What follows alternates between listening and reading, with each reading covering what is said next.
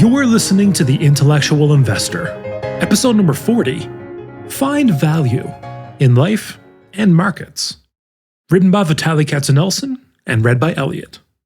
To read this article online or to listen to more episodes, visit investor.fm. To learn more about Vitaliy's investing firm, IMA, go to imausa.com. Find value in life and markets. I did an interview with author, investor, and entrepreneur Michael Covel on October 13th. We led off talking about The Subtle Art of Not Giving a F*** by Mark Manson. I wrote a 17-page piece about it. You can listen to episode number 28. This was a book that helped me redefine my values and IMA's values. It got me thinking about questions like, how do you evaluate yourself? How do you set your goals? Michael and I talked about the importance of having process-based values that you can control. Michael remarked, you can't control the damn outcome. Happiness in life comes from having good problems. I have come to value personal experiences a lot more than material things. I told Michael and his listeners how happy I am that I've spent a lot of my time with my kids as they've grown up, rather than being a total workaholic. I'm proud of that. Then we looked back over the last 10 years and wondered together about what the future might hold. I summarized the past decade this way. The more risk you took over the last 10 years, the more cautious you were about the state of the global economy, the less money you made. Michael threw this one at me. Guys like you are paid to imagine scenarios for when it hits the fan again. I ran down the obvious problems with debt and low to negative interest rates. And Michael and I concluded that we're moving into a period where it is going to pay handsome dividends to have some dry powder, a la Buffett and Munger, circa 2009. In other words, cash today, though it may be burning a hole in your pocket, will have huge optionality in the future.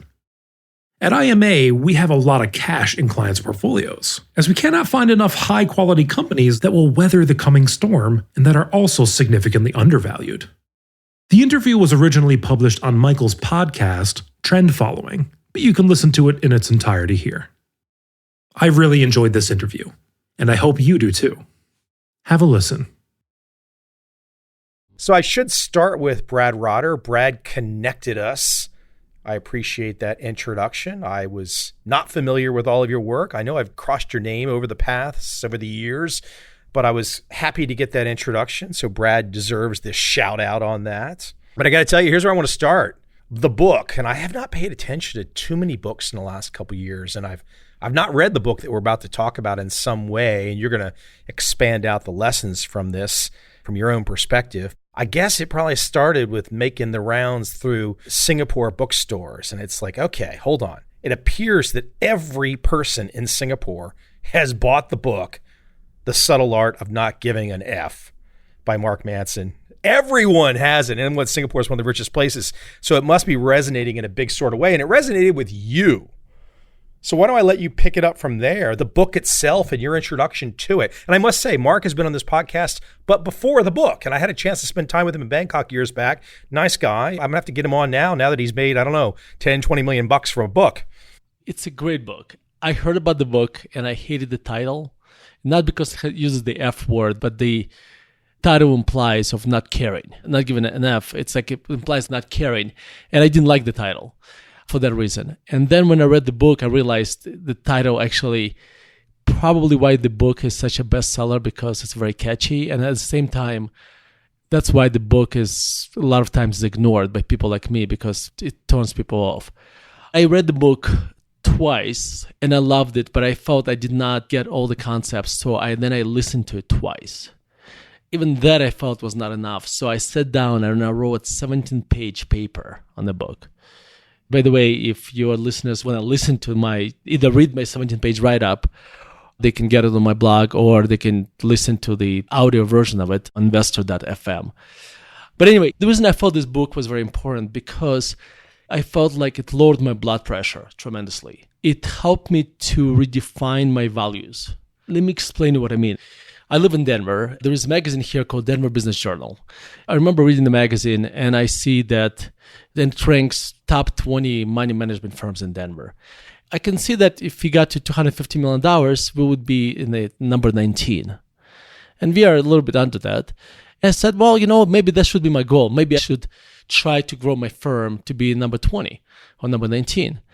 Then after I read Mark Manson's book, I realized, my God, that would have been such a goal that has 0 calories, 0 value. It would be a false goal. Mark Manson talks about when you set your values, you want them to be process-based and you want to be able to control them. If I set a goal to be a number 20 money management firm in Denver, first of all, there's a lot of external factors that I can't control. The other firms grow faster than my firm, and then by the next time Denver Business Journal publishes their rankings, now you need to be at $350 million.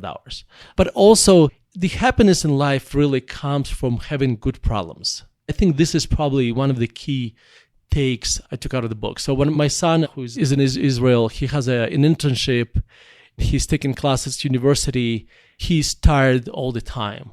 He was complaining to me about this. I told him, just think of it this way. You're having good problems because you love your internship. You love your studying. That's what happiness is, really. It's just having good problems. Coming back to my firm. When I thought about what my goal should be for my firm, I said our value should be this. We should do the best research we can possibly do. We should have a great research. We should provide a great service to our clients. We should run operationally like a Swiss watch. So we should be very operationally efficient, automate as much as possible. Then we should have a good, authentic marketing. That's it. Oh, and the last thing, and this is to be probably the most important one, we should have fun doing all these things. If we get all these 4 things right, then I will have a very happy professional life and my firm is going to prosper. That would be one of the things I got out of Mark's book. Back in the day, when I put my first book together in 2003, I came across a little 4-quadrant matrix that Michael Mauboussin had included in one of his pieces of work, an analyst on the street you're probably aware of.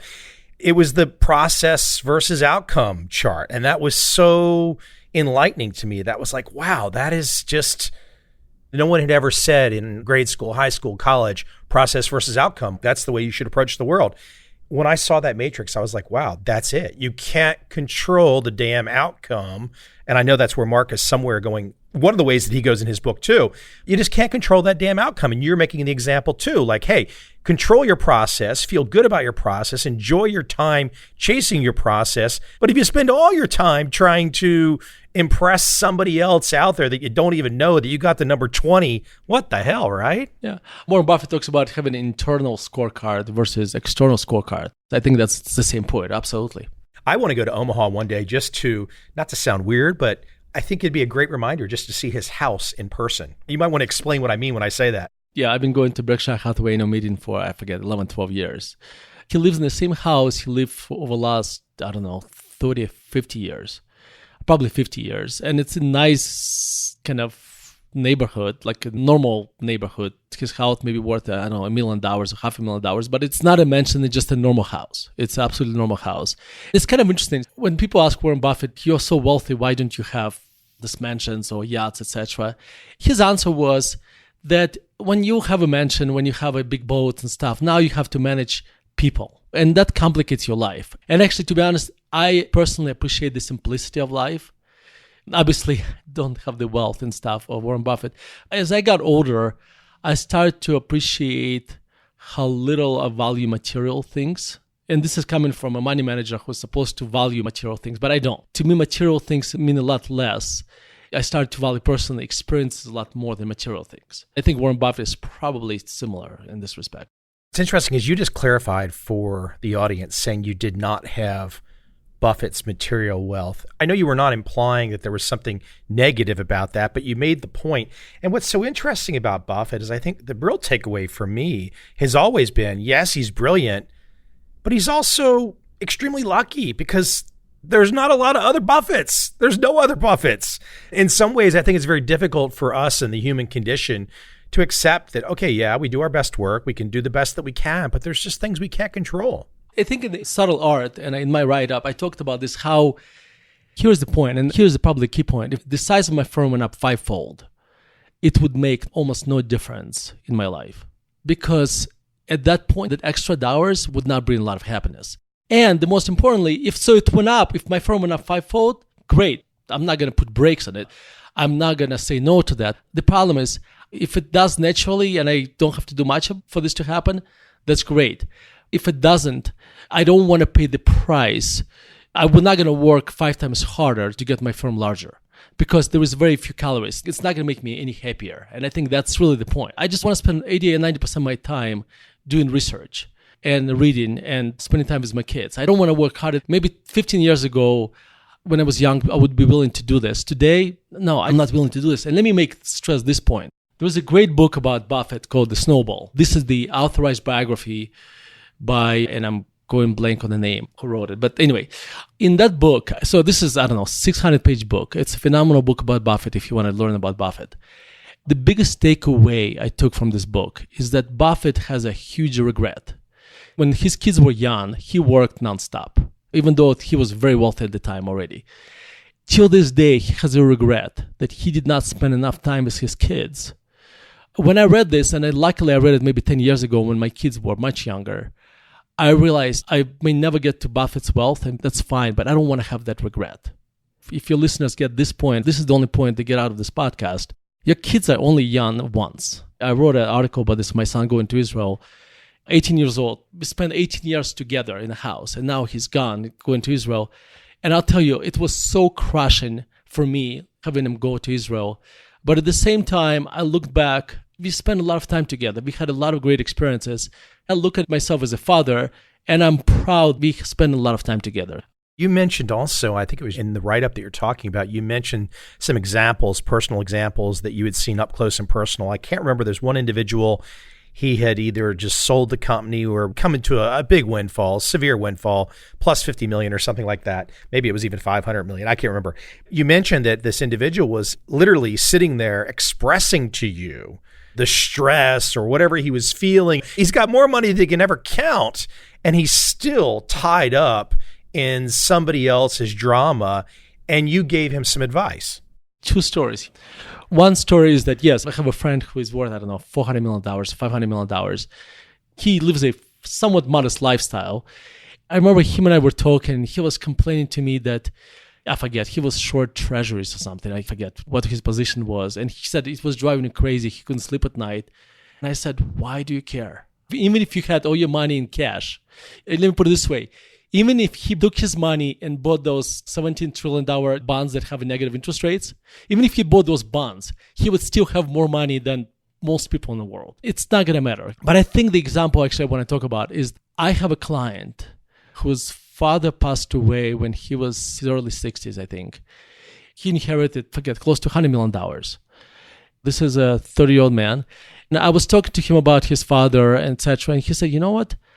I have all this money, but my father never spent any time with me. He worked all the time. I basically got a feeling that if his father left him $1 million instead of $100 million, his father spent time with him, he would have been so much happier. I think that's really kind of the key takeaways, is that having a lot of money... It's not happiness. That's exactly right. Yes. It's not happiness. I tell you what, before we jump out of Mark's world, Mark Manson's world, and the subtle art of not giving an F, I want to talk about values for a second and let you explain the word itself and how you've come to understand it, perhaps being pushed along by Mark's work. Your kind of new vision of the word value, what some of those values have become for you, because this book, you just said at the top of our call, really has influenced you in a big way. Yeah, so values basically, there are many ways to explain it, but one way to do this is that how you evaluate yourself. That's what kind of drives your happiness, how you judge yourself, how you evaluate yourself. And also at the same time, you can say how you set your goals. Your values will help you drive your goals. This is a huge book, so it's very difficult for me to sum it up in just a few minutes. First, you want to avoid bad values. So in other words, if your values, you seek pleasure, at the end, it's not going to be very productive. If your values are material success, again, that's values that's not going to bring much happiness because you're always going to find somebody who's more successful. There is another value of always being right. This one is very dear to me because I used to want to win every argument. That was one of my values. I wanted to win every argument. Then I read Dale Carnegie's book where he talks about how even if you win an argument, you may lose the argument. Because if you win the argument, but you crush the person by winning the argument, you really haven't won, you lost. I tell you, in my life, it destroyed so many relationships where I felt like I had to win an argument. Today, I'm very acutely aware of this. If I feel like I'm going too far, I stop. I'm not trying to win arguments anymore. Then you have positive values, and positive values basically process-based. Value investors that listen to me, you're acutely aware of this because investing should be process-based. So values are just like that. Because you can control your process, you can't always control the outcome, as you and I discussed. Those are probably the highlights of the values. You were talking, just one little last note, you got me thinking as you used the word pleasure. So I'm 51, and we're in the same rough bracket of ages, but I know an individual in our same space, massive fortune. And my last understanding is the way that he ran his life, the pleasure side, was a different lady of the evening every night. I think that would just cause a lot of regular people to just scratch their head and say, no way, not possible. It's like people just don't get this thing about money. It's just, there's a lot of people with a lot of money who are really not in the best headspace. To some degree, money is like oxygen. It's a symmetrical relationship. When you don't have it, you die. When you have a lot of it, you don't value it as much. To me, we all need a certain amount of money just to cover basic needs. Everything above that, its incremental return declines very quickly. Above a certain level, incremental dollar you get brings less and less happiness and value. We could stay there for a long time, and people are going to have to go check out your write-up and perhaps check out the book too by Mark Manson. I'll tell you, here's where I want to shift to, and I don't know that this is necessarily a direct question. I want you to go with me philosophically and imaginatively back to March of 2009. If you and I would have been having a coffee in March of 2009 and you would have looked at me and said, Mike, this is what's going to unfold in the next 10 years. I mean, who in the world was guessing what's unfolded since March of 2009 to here we are in September 2019, that 10-year span? That's quite an amazing unfolding, isn't it? Yes. We look for the last 10 years. We look at it as a kind of an obvious outcome. Today, it's very, because we know the history of what happened. So we look at the past history and say, well, yeah, Great Depression didn't happen. And if things played out slightly differently, we could have had a tremendous depression, because our financial system was crashing. Just imagine this for a second. So today, the government debt has doubled, not just the United States, but probably in many other countries. In China, it's probably quadrupled. Our interest rates today are at zero or negative or almost zero. Who would have thought that in 2009, if you and I were having a cup of coffee, we would not have imagined that scenario. We would not see the stock market doing what it did. But that's not even about the stock market. It's really that the interest rates, despite all the debt going up, the interest rates would be at such a low level today. The fear completely been gone from the system. We completely forgot what happened. Is there such a thing as fear anymore? It's kind of interesting. So if you think about it, the more risk you took over the last 10 years, the more money you made. The more cautious you were about the state of the global economy, the less money you made.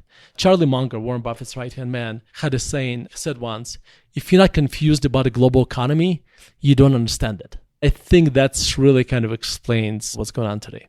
If you were to try and map out to, let's say, retirees, people 65 and up, 70, 75, these are people that saved money. At least it was a generation that was told that savings was a good thing. They would say, my gosh, okay, if I can have a 3 to 4 or 5% rate situation, I've got enough cash in the bank, I'm going to live off some interest.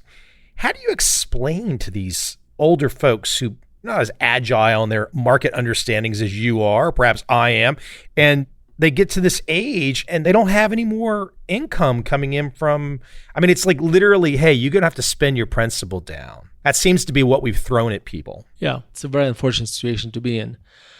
By the way, I have this conversation with clients all the time, and it's not a fun conversation because I'm the messenger. I ask him not to shoot the messenger. I think today you want to do what's uncomfortable. An uncomfortable thing to do is to some degree take as little risk as possible on the fixed income side. In other words, a lot of people are making a mistake today by doing one of two things, or maybe a combination of these things. They either taking higher risk on the credit quality or taking higher risk on the maturity. I guess the worst thing you can do, if you can buy 30-year junk bonds. I don't know if they issue 30-year junk bonds, but that would be the worst thing you can do today.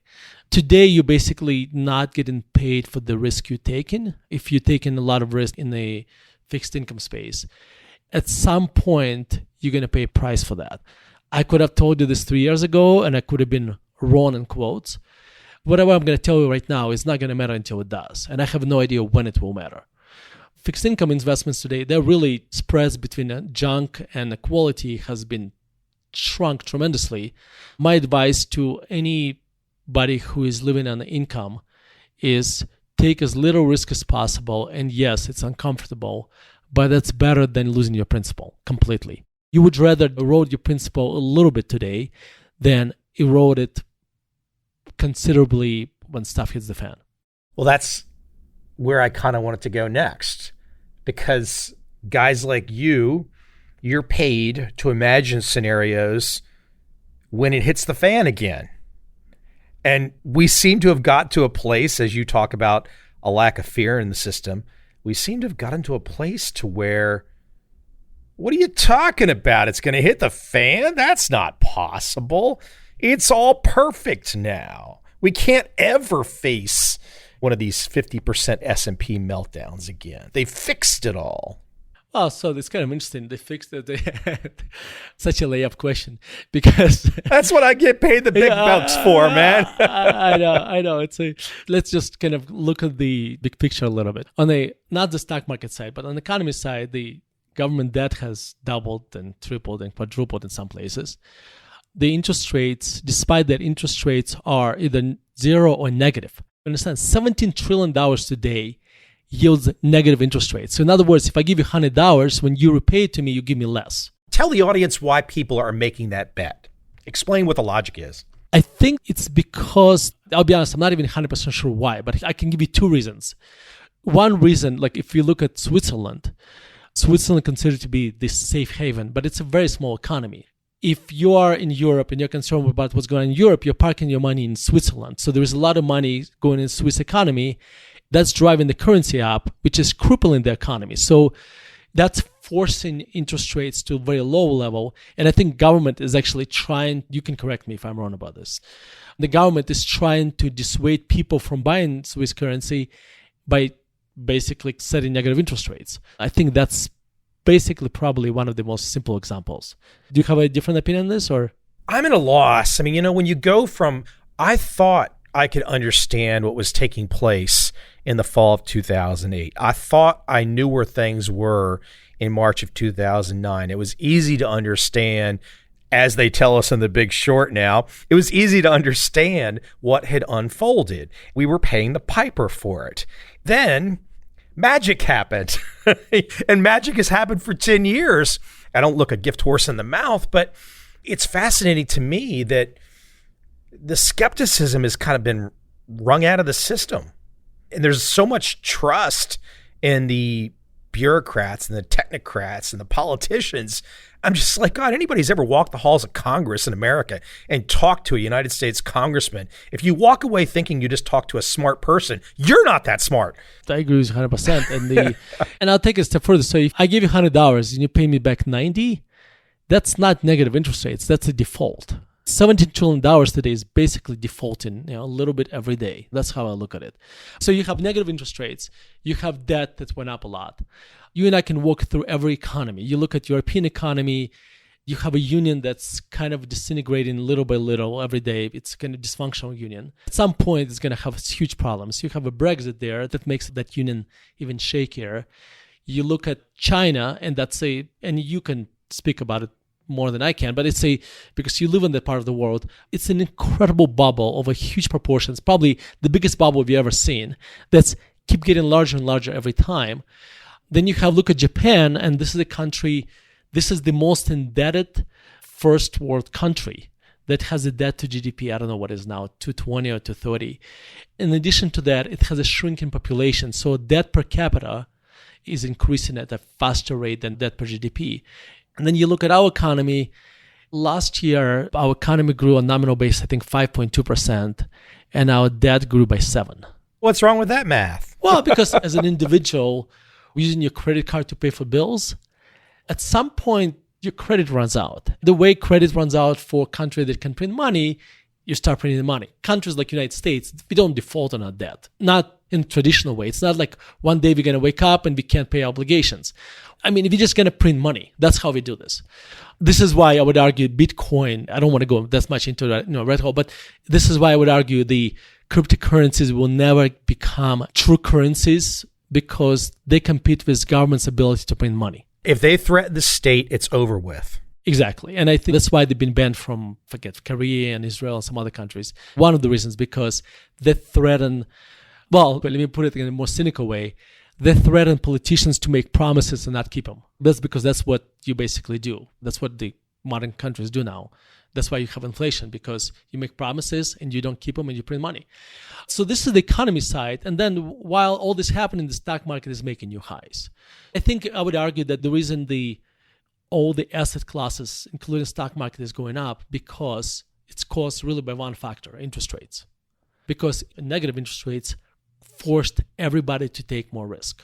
The word here is forced. I would argue my job is to make as few forced decisions as possible. That's why we don't. Whenever I feel like I have to make a forced decision, I just do nothing. In our many of our accounts, we hold a lot of cash because I think cash is better than a forced decision. Or you can argue maybe cash in itself is a forced decision for me. I would argue that it's probably going to be less bad forced decision than many others I could make. Well, let's keep it there for a second because I'm going to take it back to Buffett and Munger. They're sitting there in the fall of 2008, coming into October. They had not had the greatest stretch before then. There was a lot of buzzing and people saying, hey, they've missed their prime and whatever. Hey, next thing you know, the you-know-what hits the fan. Two old guys are sitting there with a mountain of cash going for the Kmart Blue Light Special, buying up the world. Now, when you talk to people today, it's not about that you can tell them what's going to happen. That has to be one of the possibilities, that having some powder dry at some point in the future, looking at the scenario matrix of things that could happen, being able to participate along with Buffett and Munger on their next fire sale buy is a potential. It's one of those things that could happen. Or stocks could go straight up and we could be at negative 5% rates 10 years from now. Who knows, right? No, I think that's right. Cash today has a huge optionality because at some point, cash will have a much greater buying power. Let me just be clear because this is a very important point to stress. I believe that mortals overall cannot time the market. We are good at this, actually. We are very good at buying at the top and selling at the bottom. But in reality, it's very difficult for somebody to buy at the bottom and sell at the top and do it consistently. I am not a big believer in market timing because it's incredibly difficult, and I haven't seen anybody to put it into process. That being said, you can value, and this is speaking in my book now, you can value individual stocks. So I can make a decision saying, I'm looking at this company and it's high quality company that's cheap. If I can find enough of them, then I'm going to be fully invested. If I don't have enough of them, I'll be less invested. Today, we are less invested because I can't find enough good companies. And good company, by the way, definition of good company is evolving because to me, good company has to be a company that can go through this environment that we're in today when things hit the fan. If the economy is not growing but shrinking, it would take a very different quality company to get through that. What quality means to us has been kind of rethought our definition of quality. Then you want to buy this cheap. That's why our accounts are only 30% invested. We have 70% cash waiting for opportunities to come to us. Doesn't mean the market, by the way, has to crash. It's just certain pockets of the market would have to decline for us to be more invested. We'll have our chance. Let me throw out one of these high octane topics that people love to talk about. I have been pestered for years by people to have XYZ weed entrepreneur on this podcast. And so far I've refrained. I don't smoke it to begin with. I did try back in the day, whatever, but I just have had no interest. What I would love from you is to kind of It's your thought process about something where we see the excitement with people around weed, and to kind of get them to think about the process of thinking about weed versus just the people that just want to yell about, oh, it's great, it's this, it's that, it's up or down. But there's a thought process, and it does look a lot like, to me, 1999 era .coms. So I live in Denver, which is Colorado was one of the first states that actually legalized marijuana. So I've been in the beachfront view of this. If you think about broadly, if you divide weed into three categories, you have growers, you have brands, and then you basically have recreational brands and you have medical brands, recreational use and medical use. If you look at growers, you would struggle to name a very wealthy broccoli grower. Broccoli is a commodity. So when you go to a grocery store, you're just looking for the cheapest broccoli. Pot is really just a weed. I mean, there is a reason why it's called It's called weed, right? yeah, exactly. It is a weed. Therefore, at the end of the day, grower one strain will not be able to differentiate from a grower of the same strain. It's race to the bottom. At the end of the day, it's going to be race to the bottom, and just low-cost provider will win. Again, that's victory is going to be not that great anyway, because the return on capital at the end is going to be not very great in this business. And then you basically have a medical use. I can't really speak much about it because this is outside of my core competence, but I can say that there is absolutely no reason why normal pharmaceutical companies cannot do good research in that space. Then you're going to have kind of brands. And my analogy here would be like cigarettes. If you think about it, it's not that much different from cigarettes. And I would argue that cigarette or spirit companies will probably going to be the ones who, especially cigarette companies, right? Because their business is declining. They have a huge amount of capital. Once it's legalized on a national level in the United States, I could see how Philip Morris and the likes will basically do to recreational weed what they did to cigarettes. The problem is it's going to be very difficult for them to do anything before it's legalized on a national level. And I'll give you an example. The weed is legal in both Nevada, if I remember right, and California, two adjacent states. It's illegal to bring weed from California to Nevada because interstate commerce is regulated by federal government, and it's still illegal on a federal level. It's very difficult for anybody to create a national brand today. This is my thoughts on weed, and I try to think very little about it. Yeah, I hear you. And I think what you make a great point, though, to close that thought out, is on the distribution side. I think of something like candy, M&M Mars. Hey, I want to invent the next M&Ms. No, you don't. These folks own the distribution. You're just not going to knock it in. You're not going to get in front of them. And I think you make a great point with the cigarette companies. That's a great place to leave it. Tell you what, as we wind down, I want to go back in time, way back in time, because I think it's a great kind of motivational story, which is you and the Yellow Pages and somewhere in Colorado. I mean, here you are, you're coming from Russia. You want to be involved in the great U.S. stock market. You don't have the connections, clearly, but you had elbow grease, you had drive, and you caught a break. But why don't you tell people your process with the Yellow Pages? Yeah, so this is 1997, I think. I just barely graduated from University of Colorado, and I looking for a job. This is kind of before internet. I mean, internet is kind of in its infancy. I was looking for a job, and I knew I wanted to work for an investment firm. I literally opened Yellow Pages, and I faxed my resume to every investment firm in Colorado. I maybe got 2 or 3 responses, and this firm has hired me. That's how basically I got this job. Why did you stand out? What were you doing? Was it just the sheer act of like, okay, I might not know everything or anything right now, but I'm aggressively in front of you, decision maker. You'll be crazy not to hire somebody who has the passion and drive that I have right now. Something like that? Actually, embarrassed to say, I think I literally sent the resume before they posted the job. It's one of those things where you can say I was lucky, and I was. But at the same time, I did send out 200 resumes by fax. I know very few people who did that. I probably did not compete against many people because I was one of the few people my partner Mike interviewed. He was just impressed by my passion, I guess. His view on what he was looking for and who I wanted to become were very similar. He wanted to get my graduate degree. I wanted to do this. He wanted me to get a CFA, and I wanted to do that too. Most importantly, I had a huge drive. I really wanted to do investing. When I talk to young people, this profession of investing could be very lucrative. And I think for that reason, a lot of people making a mistake of getting into this profession because they only get it for the money. And I would argue this is the worst thing you can do. Because if you're only getting into this for the money, you will be miserable and you won't be successful because you'll be competing against people who have an incredible passion for this. At the end of the day, when you compete against passion, with people that have passion, they can do this 24/7. Like when you compete against Buffett, he's not doing it for money. He's doing it because he loves it. If you are getting into this profession just for money, just don't. You will be miserable and you won't be successful.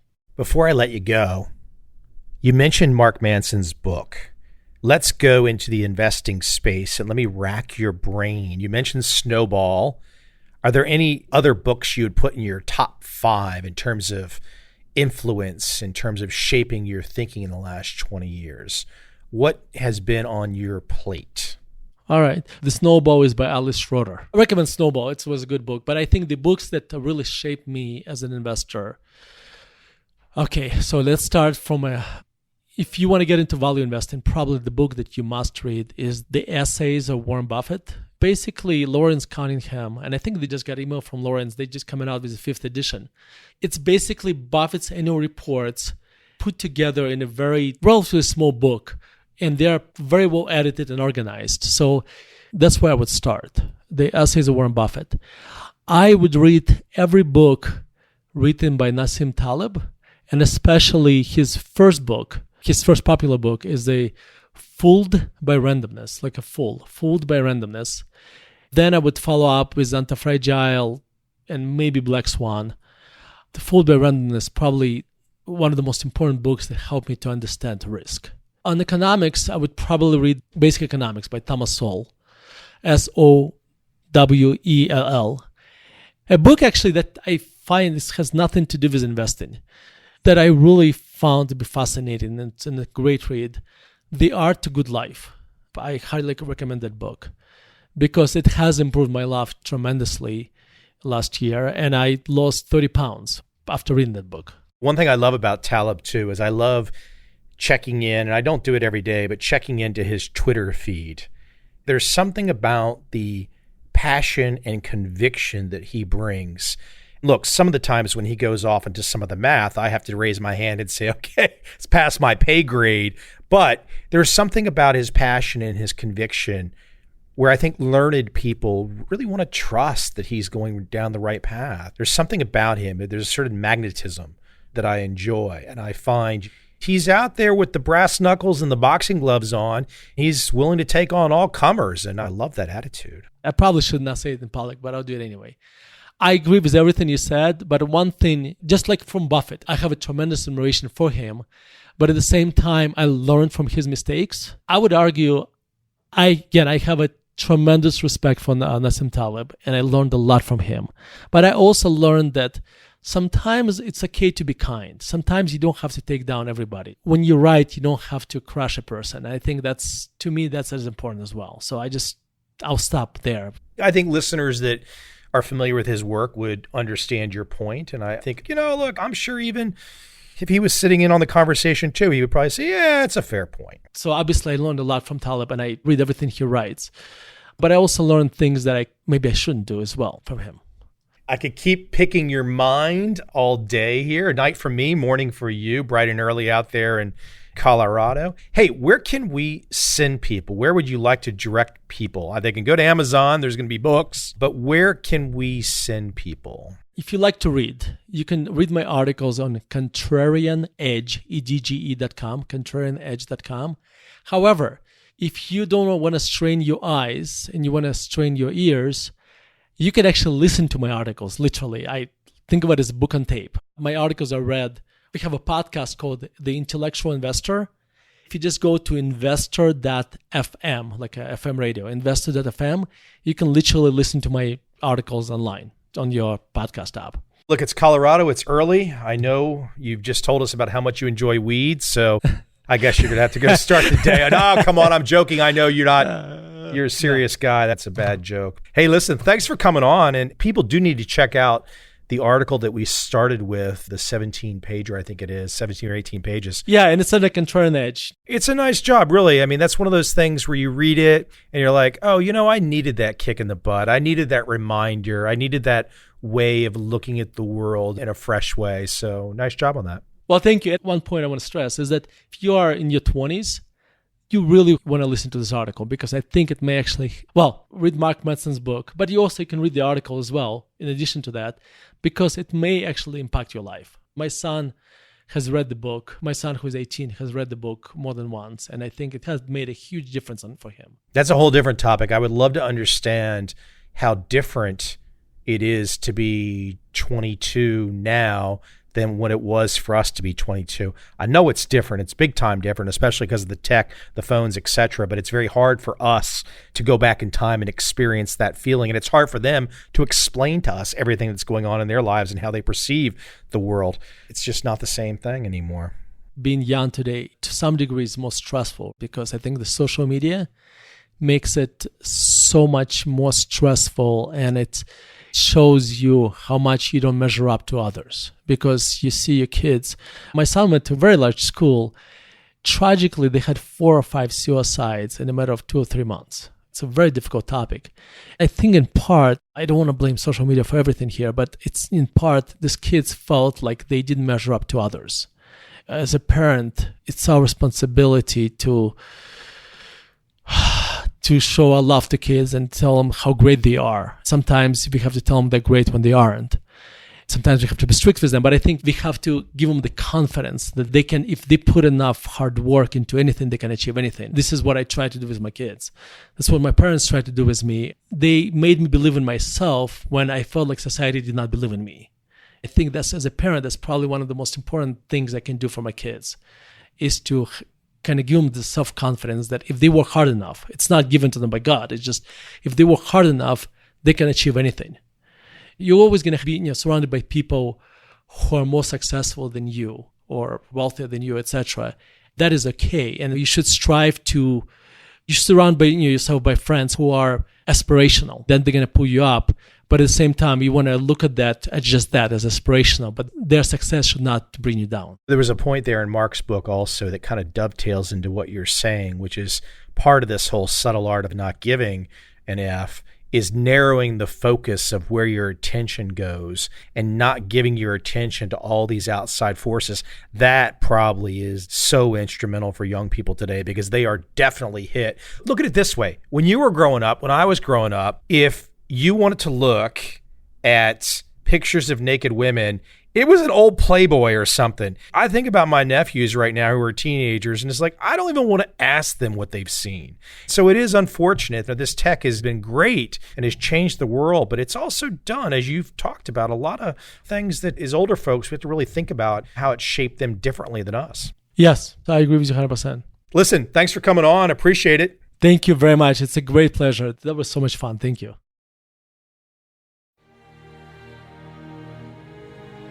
Thank you for listening. This and other investment articles by Vitaliy Katsenelson are based on value investing principles that were first brought down from the mountain by Benjamin Graham and later were popularized by Warren Buffett. To learn more about these principles, visit investor.fm and listen to the first episode of this podcast titled The 6 Commandments of Value Investing. To learn more about how Vitaliy's investment firm uses these principles to create low-risk, long-term oriented portfolios, visit imausa.com. Enjoy life and prosper.